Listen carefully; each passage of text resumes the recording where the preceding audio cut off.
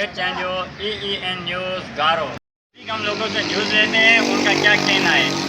राजन इस वक्त में गारो शहर में मौजूद हूँ। पूरी सिंध की तरह गारो शहर लॉकडाउन में 16 रोज गुजर गए, इंतजामिया खामोश है। फील है कि ये मार्केटें बंद लगी पड़ी हैं, हम परदेसी आदमी इधर रोडों पे पड़े हुए हैं। कोई मना इधर कोई इमदाद नहीं दे रहा है, कोई कुछ नहीं है इधर। अभी हम क्या करें, बहुत हालात ख़राब लगे पड़े हैं। अभी तो रड़िए हैं, बच्चे भी हमारे जो है ना वो अभी हमको खींच रहे हैं, कपड़े फाड़ रहे हैं। क्या करें, किधर जाएं भाई, किसको बोलें। कोई ऐसा नहीं है कोई जिधर जो कोई हमारी कोई फरियाद सुने। अस्सलाम वालेकुम नाज़रीन।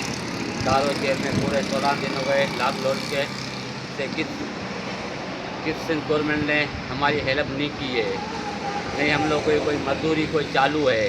अपील की जाती है सिंध गवर्नमेंट को तो राशन वगैरह हम गरीबों को दिया जाए।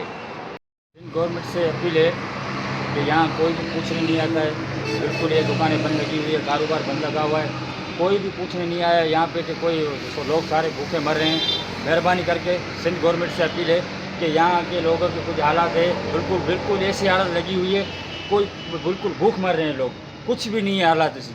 मेहरबानी करके कि सिंध गवर्नमेंट से अपील हम करते हैं कि इन लोगों को कुछ ना कुछ हल किया जाए। सिंध गवर्नमेंट से हमारी गुजारिश है, गरीबों को राशन वाशन दिया नहीं जा रहा है। ये यहाँ के MP MNA चेयरमैन सारे अपने घरों में भर रहे हैं राशन, और तो गरीबों को कोई भी कुछ भी नहीं दे रहा है। इस वजह से हमारी सिंध गवर्नमेंट से अपील है कि गरीबों के लिए कुछ किया जाए।